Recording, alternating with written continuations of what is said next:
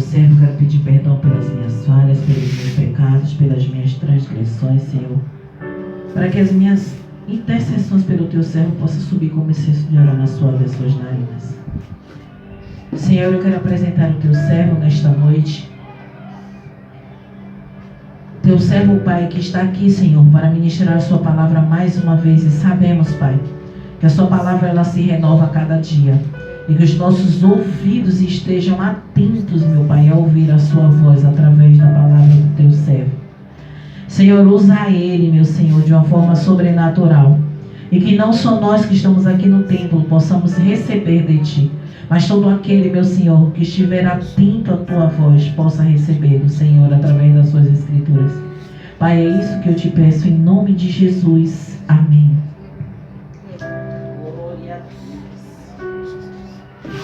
Glória a Deus. Cumprimento a igreja com a doce paz do Senhor Jesus Cristo. Amém. Amém. Glória a Deus.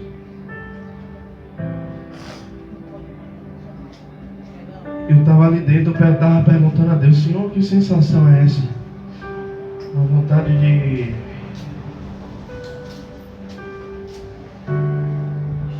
chorar. Eu disse, Senhor, eu não quero pregar chorando hoje não. Mas se for da sua vontade, que assim seja. Eu quero compartilhar uma palavra com vocês que está no livro de 2 Coríntios, no capítulo 5.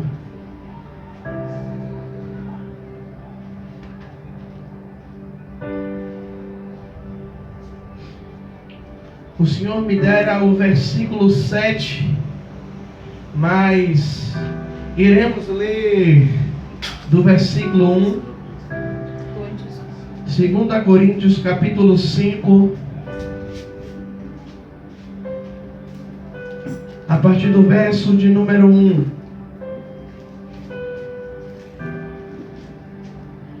Aqueles que forem achando, vai glorificando.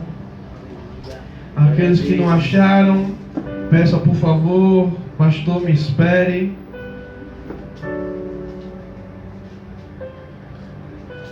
Todos acharam? Amém. E a palavra do Senhor vai dizer assim: sabemos que se nossa casa terrestre deste tabernáculo se desfizer ou se desfazer, temos da parte de Deus um edifício, uma casa não feita por mãos humanas, mas eternas no céu. É por isso também que gememos, desejando se revestir, desejamos ser revestidos da nossa habitação que é do céu, porque estamos não vestidos, não seremos achados nus, pois também nós que estamos nesse tabernáculo gememos angustiados, não porque queremos ser despedidos, mas revestidos para que o mortal seja absorvido pela vida. Ora, para que isso mesmo nos preparou para... Ora, quem para isso mesmo nos preparou foi Deus, o qual nos deu o penhor do Espírito, pelo que estamos sempre de bom ânimo, sabendo que enquanto estamos presentes neste corpo, estamos ausentes do Senhor. E o versículo que o Senhor me dera: andamos por fé e não por vista. Pode se assentar glorificando e exaltando o nome do Senhor Jesus Cristo. Glória a Deus. No segundo livro de Coríntios, O apóstolo Paulo, ele fala sobre a habitação terrestre e a habitação celestial. Isso é o corpo terreno e o corpo celestial. O tema a qual nós queremos falar hoje é isso. Quando o apóstolo Paulo ele escreve isto aos Coríntios, ele revela algo que nós, como crentes, como o Senhor ele fala em Mateus 6, que não devemos andar preocupados com coisas alguma. Aqui quando o apóstolo Paulo ele fala, e o versículo que o Senhor me dera, para que a igreja possa entender: não andeis por vista. Quando o apóstolo Paulo ele fala isso, que andamos pela fé e não por vista, ele está dizendo que, olha, eu falei da habitação terrestre e da habitação celestial. Vocês não devem andar preocupados, vocês não devem andar pelo aquilo que vocês estão vendo. E a gente vai percorrer alguns versículos hoje que fala dessa visão, Roque, de fé, dessa visão espiritual. Aqui creio eu na leitura, quando ele fala ao povo de Coríntios, o povo estava preocupado com o terreno, o povo estava preocupado com o agora, o povo estava preocupado com as coisas que vêm da terra. E quando o apóstolo fala, olha, vocês não devem andar por vista, mas andar por fé. Nós admiramos muito a história de Abraão. Mas quem de nós teríamos a coragem de ouvir a voz de Deus dizendo, olha, sai do meio da sua parentela e vá para uma terra onde eu te mostrarei. Abraão larga tudo. Agora você não vai andar pelo aquilo que você está vendo, mas você vai andar por aquilo que você não pode ver. Aqui, como tem como título na minha Bíblia, a esperança do crente. Nós ficamos desejosos, sabe de quê? Daquilo que é terreno. Desejamos tudo o que o mundo pode nos oferecer.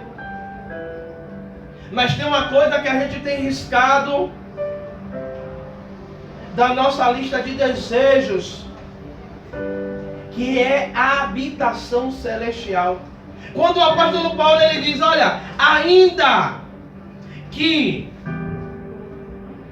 a casa terrestre, o tabernáculo se desfaça, teremos da parte de Deus um edifício, uma casa feita não por mãos humanas. Sabe o que é isso? É o apóstolo Paulo dizendo para mim e para você nos dias de hoje: ei, não se preocupe se aquilo que é terreno for destruído sobre a sua vida, porque aquilo que está por vir, aquilo que Jesus disse, olha, eu vou para o Pai, mas eu vou preparar morada, é melhor do que aquilo que a gente tem aqui na terra. E se a gente vê hoje, missionária, o povo está desejoso tanto das coisas terrenas e tem aberto mão das coisas espirituais. Eu vou falar da galera de 12 anos atrás, na época que eu me converti. Se você pegasse alguém de 12 anos atrás que se converteu, qual era o seu maior desejo? Crente, qual é o seu maior desejo? Qual é o seu maior sonho?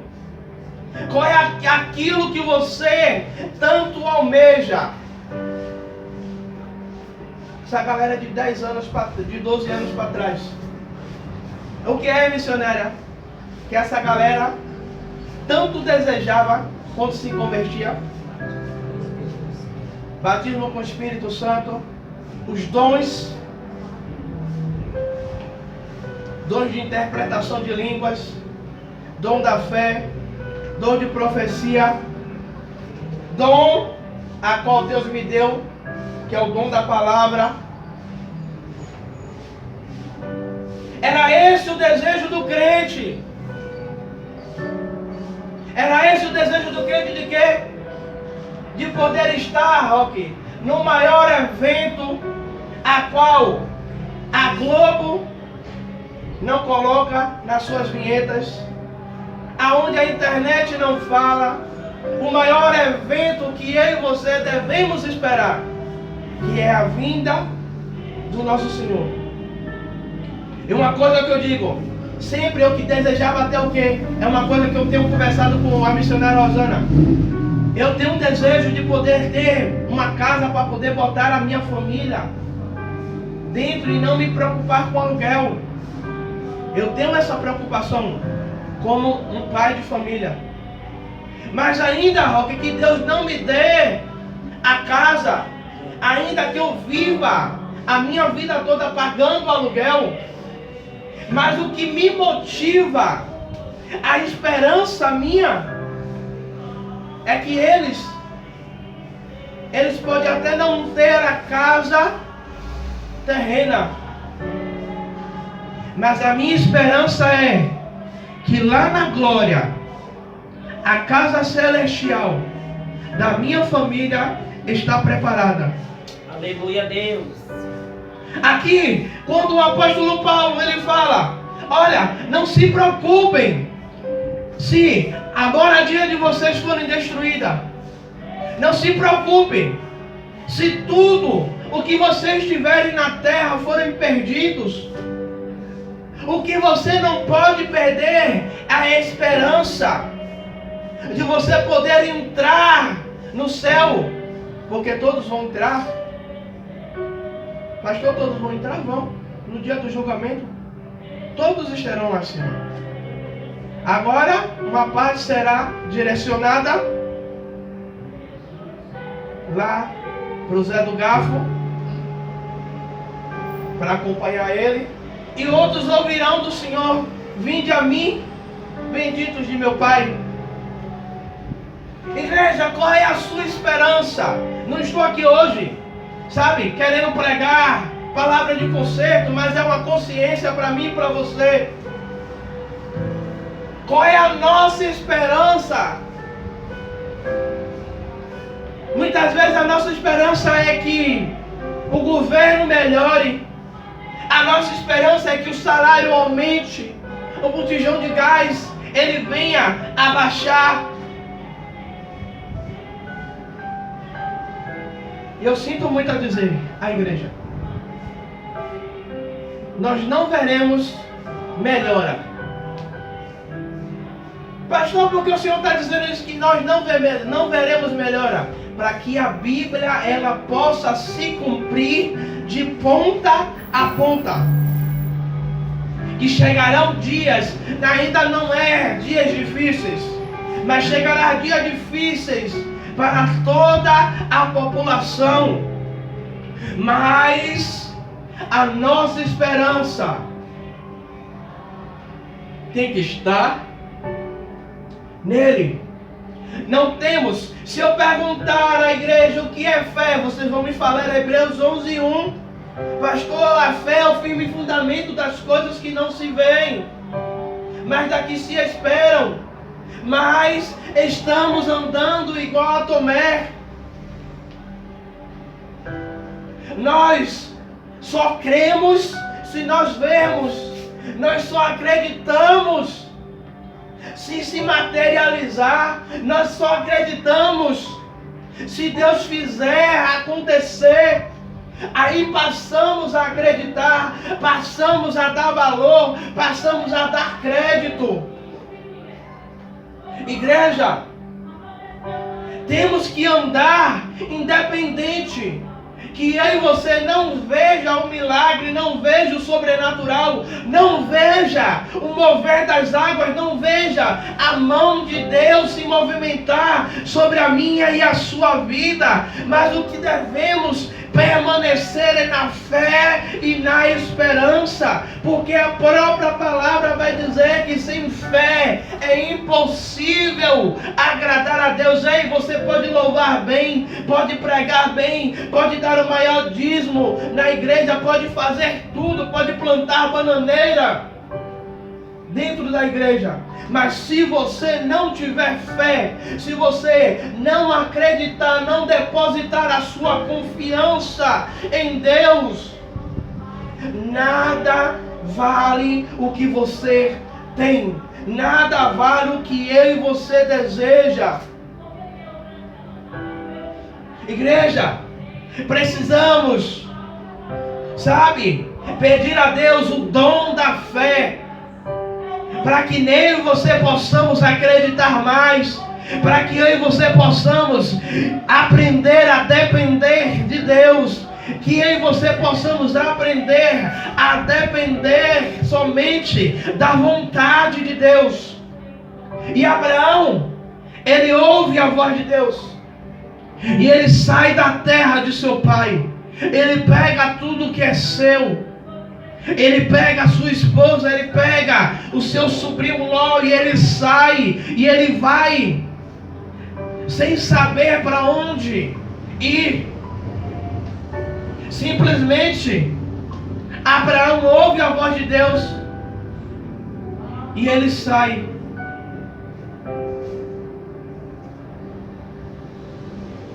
Isso é ser conduzido, é ter fé, é ser direcionado por Deus. E a igreja precisa, eu e você precisamos o quê? Aprender a ser direcionados, a ser guiados, a esperar em Deus. Não, eu e você precisamos fazer como Davi todas as vezes. Eu ainda não achei na Bíblia exemplo como homem de confiança em Deus como Davi. Davi a todo momento pecou, errou, pagou preço pelo seu erro, mas a todo momento Davi, ele confia, ele deposita a sua confiança, ele deposita a sua dependência, a dependência da sua vida em Deus. Saul, ele perde a presença de Deus, ele perde a arca missionária que representava a presença de Deus, e Saul vive um reinado inteiro sem se preocupar com a presença, sem se preocupar em ir buscar a presença de Deus que representava pela arca. Só que quando Davi ele vai assumir o trono, Davi ele vai procurar saber aonde é que está a arca.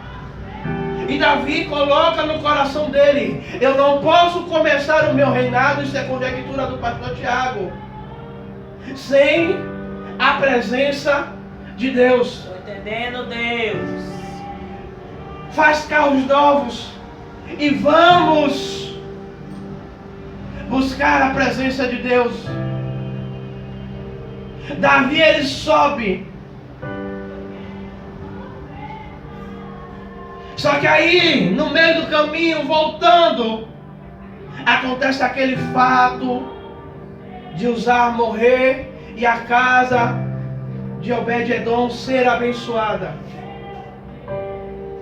Aqui eu aprendo uma coisa: que a presença de Deus ela não deve ser buscada de qualquer jeito. A presença de Deus ela não deve ser carregada em nossas vidas de qualquer jeito. Eu e você hoje somos os carros que levam a presença de de Deus. Eu e você hoje somos morada do Santo Espírito de Deus. Aleluia a Deus. E precisamos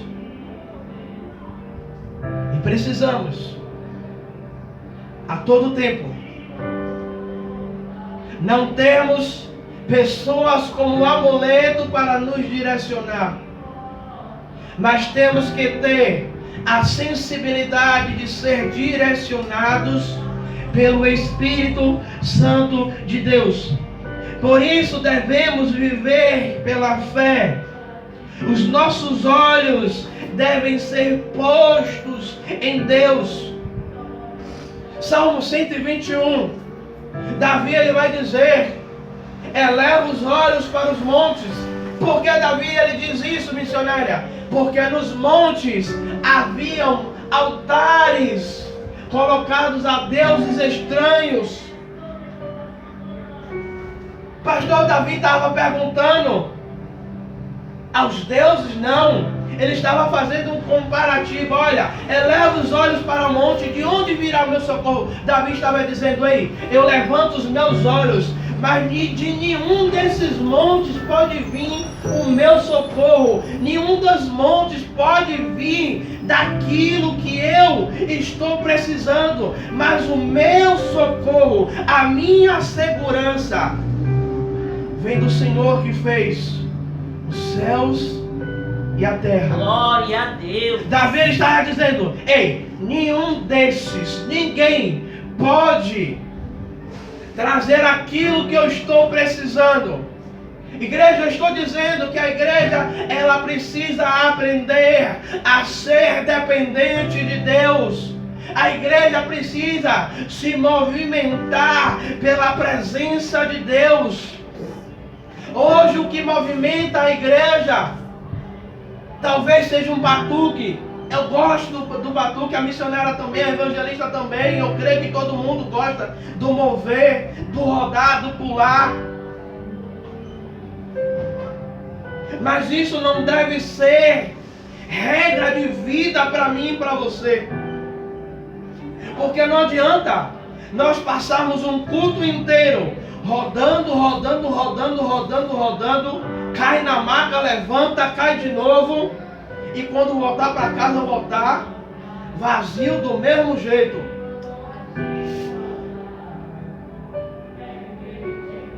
Enquanto a evangelista estava aqui na frente, eu estava sentado ali,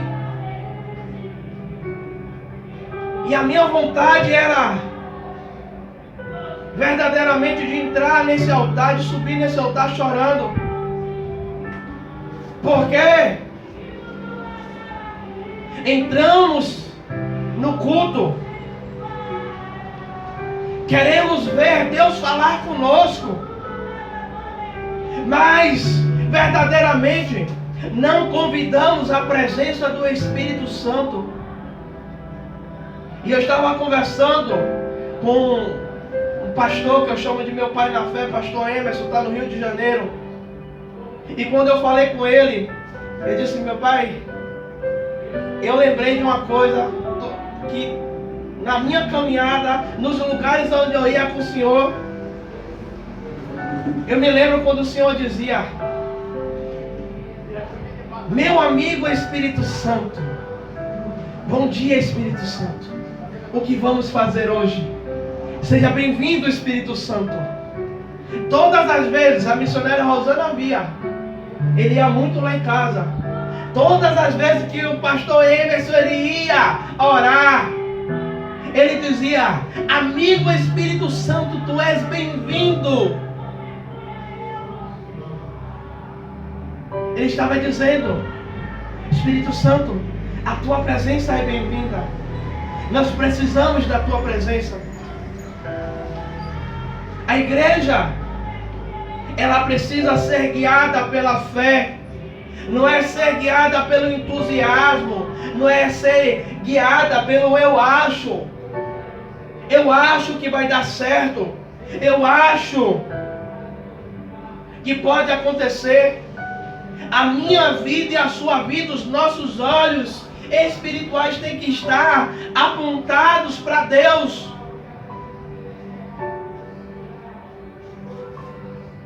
Elias, né, missionária? Quando Elias, se eu não me engano, a cidade está cercada. Eliseu. Faço uma confusão com esses dois profetas. Eliseu. A cidade está cercada. Deus estava revelando todo o planejamento do exército a Eliseu. O servo sai pela manhã e quando o servo sai, ele vê toda a cidade cercada. E ele volta, Eliseu está na porta e ele volta dizendo: ai, meu Senhor. Trazendo para os dias de hoje, ele está dizendo: meu Senhor, nós estamos ferrados. Não tem o que fazer, a cidade está toda cercada. Olha, nós vamos morrer. Olha, não tem para onde correr. Se a gente correr, a gente vai morrer. Se a gente ficar, a gente vai morrer. E aí, Eliseu faz uma oração simples e fala ao Senhor: Senhor, abre os olhos do moço. E quando ele termina a oração, ele vê um exército de fogo cercando toda a cidade. Um exército mais numeroso do que aquele que estava cercando a cidade. Igreja, andar pela fé é no momento como Davi, ele ora dizendo: ainda que um exército me cercasse, eu não temeria. Ainda que o problema esteja batendo a minha porta, ainda que eu não tenha solução para os meus perrengues, a minha confiança ainda está em Deus. Eu ainda tenho fé, eu ainda acredito, eu ainda tenho esperança de que Deus ele pode fazer, porque, aleluias, dizemos tanto, Deus está no controle de tudo. Mas cadê a nossa fé para acreditar que Deus está no controle de tudo? Dizemos que Deus está no controle de tudo, enquanto o dinheiro está no bolso, enquanto tem comida na panela. Mas eu quero ver a gente dizer que Deus está no controle de tudo, quando falta a farinha, quando falta o azeite, quando está faltando tudo. E a gente dizer: Deus está no controle de tudo. Nós somos os primeiros a dizer: Senhor, eu sou teu servo, como é que o Senhor permite isso? Eu sou dizimista, eu sou ofertante, eu sou pastor, eu sou missionário, eu estou na sua obra. Por quê? Tem 15 dias. 15 dias não, tem 8 dias. Ah, Santa 7 foi domingo passado, não foi? 8 dias. Eu com cabeção no altar, reclinei a cabeça, conversando com Deus, não, questionando dele. Aí ele vai dizer: ei, por que você está andando ansioso? Porque com o que haver de beber, de comer, de vestir. Aí depois vem: olha, lança sobre ele a vossa ansiedade, porque ele tem cuidado de vós. Andar pela fé é simplesmente você acreditar que Deus ele vai mover céus e terras em seu favor, ainda que você não veja, ainda que o ambiente não seja favorável, mas eu e você temos que colocar o pé, acreditando que a mão de Deus está nos direcionando. Andar pela fé é você chegar diante do profeta e dizer: eu não tenho nada. E o profeta lhe perguntar de novo: o que é que você tem em casa? Eu tenho uma botija de azeite. Vai, pede vasilha, fecha a porta. E pela fé, pelos olhos da fé, ela foi, encheu as vasilhas. E ela volta para dizer ao profeta: olha, agora eu tenho azeite demais dentro de casa. E o profeta dizer: agora vai, vende e viva do resto. Nos dias de hoje, missionária, o pastor Tiago dizer: viva do resto.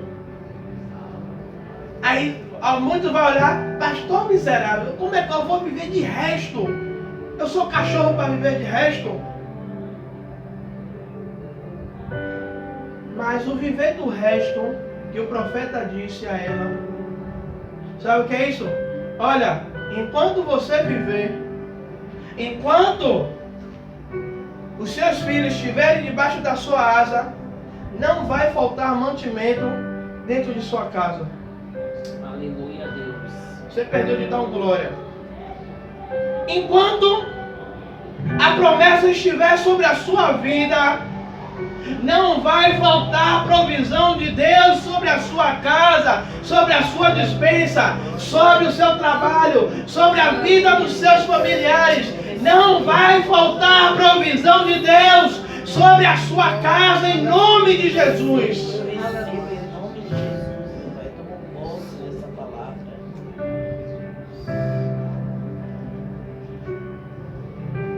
E aqui eu encerro. Andar por fé e não por vista. Deus, ele fala com Abraão: Abraão, pega o seu filho Isaque e vá para o monte, para a terra de Moriá. Ele sai, viagem de 3 dias. Deus pede a Abraão como sacrifício Isaque. E Abraão sai sem questionar a Deus, sem perguntar a Deus: Senhor, por que o Senhor está me pedindo o filho da promessa? O Senhor não podia pedir Ismael? Pede Ismael, que eu vou, é meu filho, mas Deus pede Isaque. Por quê?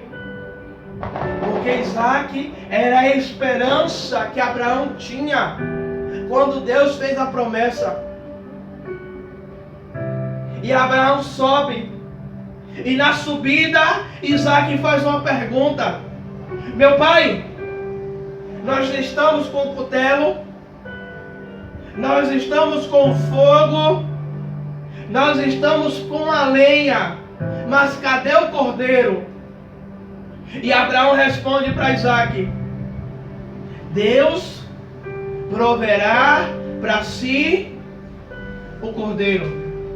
Naquele momento Abraão estava andando não por vista, mas por fé, dizendo: olha, Isaque, eu não sei como é que vai ser, mas eu creio que quando chegar lá, de alguma maneira, de alguma forma, Deus ele vai providenciar, Deus ele vai fazer. Eu não sei, eu não entendo de fazer milagre, eu entendo de viver milagre. Você é o milagre na minha vida. Se Deus fez você ser gerado na barriga daquela que não podia dar filho, meu filho, o cordeiro para Deus gerar vai ser algo fácil. Aleluia, Deus. Igreja, eu não sei como foi que você entrou aqui hoje, mas de uma coisa eu tenho certeza: que se você botar a sua fé em prática, mas botar, não é aquela fé duvidosa não, não é aquela fé meia boca não, não é aquele negócio: hoje eu creio, hoje eu estou fervoroso, amanhã eu estou incrédulo, não. Se hoje eu estou crendo, amanhã eu estou crendo mais ainda. Se eu estou crendo amanhã, depois eu vou estar crendo mais ainda. Sabe? Esperando Deus agir. Igreja, ultimamente eu tenho orado, sabe o que é, Senhor? Nesse lugar, o Senhor falou tanto que iria abençoar a minha vida. que traria prosperidade, não estou cobrando ao Senhor, mas a tua palavra me dá respaldo que eu devo trazer à memória aquilo que me dá esperança. Se a tua palavra, que o profeta Ezequiel não, Lamentações de Jeremias, ele escreve dizendo que eu devo trazer, que eu devo recordar daquilo que me dá esperança. Eu tenho esperança que o Senhor trará a prosperidade. Eu tenho esperança que o Senhor trará as bênçãos. E vocês que estão aqui comigo, muitas vezes, no olhar natural, vocês vão dizer o quê? Que bênção, que prosperidade. Como diz meu amigo Wesley, isso é falcatrua. Isso não é verdade, não. O povo vem e fala de prosperidade, e quanto mais fala de prosperidade, as coisas vão se apertando, se apertam. Mas eu creio, eu tenho esperança, eu ainda continuo crendo no mover da mão de Deus sobre a minha vida, sobre o meu ministério, sobre a minha casa, sobre a vida de vocês. Aleluia, Deus. Sabe? Só que a nossa esperança não tem que estar fixada, central. A fixação central não pode ser as coisas terrenas. Mas a nossa vida, elas têm que estar centrada naquilo que há de vir, que é a salvação, que é a vida eterna, que é a morada celestial, aonde o Senhor Jesus já preparou para mim e para você. O que deve motivar a vocês não é aquilo que Deus vai fazer, sabe por quê? Você pode morrer frustrado de não ver a bênção se cumprir. Mas eu prefiro morrer frustrado de não ver as bênçãos se cumprir, mas morrer feliz de uma coisa: fui salvo. Há 4 meses atrás eu estava no enterro de meu pai, chorando. Em frente àquele caixão eu ouço a voz de Deus dizer para mim: precioso para mim é a morte dos meus santos. Eu chorei a morte, mas comemorei, Roque, que Deus levou meu pai, salvou meu pai, que Deus visitou. Sabe por quê? Qual era a oração minha e da missionária? Senhor, a gente não pode entrar lá, mas envia um anjo, envia um enfermeiro que seja crente e faça o apelo. Se não tiver um crente lá, dentro daquele gripário lá, da UPA dos Barris, envia o anjo. Porque sabe qual era a oração dela? Não era a minha? É que, mesmo no leito de morte, o Senhor prepare e leve. É que o Senhor vá lá e dê a chance de ele herdar a vida eterna. Eu saí de lá com o coração partido porque perdi a minha referência.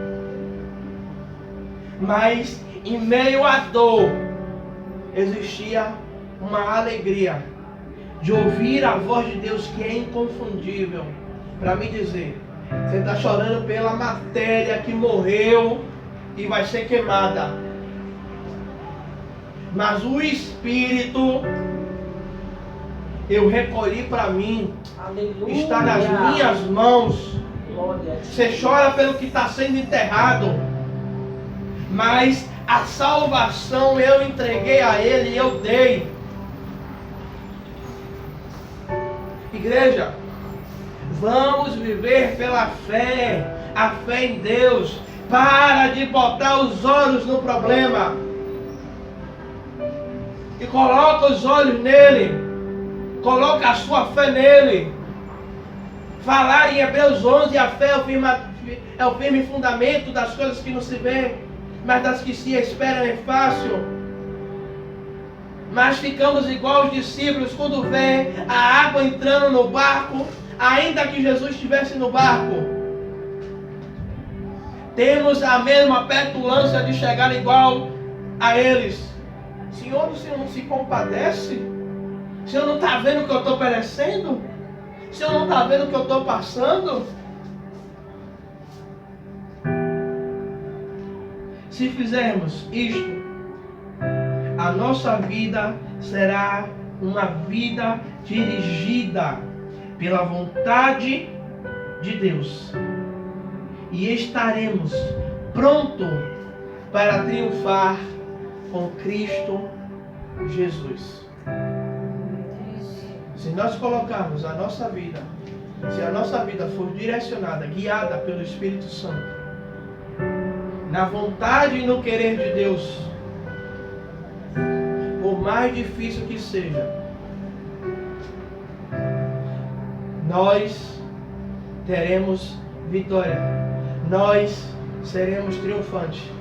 E aquela palavra que a gente sempre declara, que as portas do inferno não prevalecerão, verdadeiramente ela se cumprirá em nossas vidas. Sabe por quê? O diabo, ele vai fazer de tudo. Ele vai sapatear, ele vai fazer de tudo. Porque ele sabe que os dias dele de reinado sobre a terra está se fechando. Então ele vai querer levar o máximo de pessoas possível. Mas se nós verdadeiramente nos entregarmos de corpo e alma e deixarmos ser direcionados por Deus, viveremos aquilo que Deus tem preparado para nós, mas certamente viveremos com os anjos e com o Senhor na glória, dizendo: Tu és santo, santo, santo, santo, santo, santo é o Senhor dos exércitos. Não sairá outro louvor de nossas bocas a não ser a declaração dizendo que Ele é santo, que Ele é santo, que Ele é santo. Que essa palavra ela possa reverberar sobre a sua vida durante toda essa semana.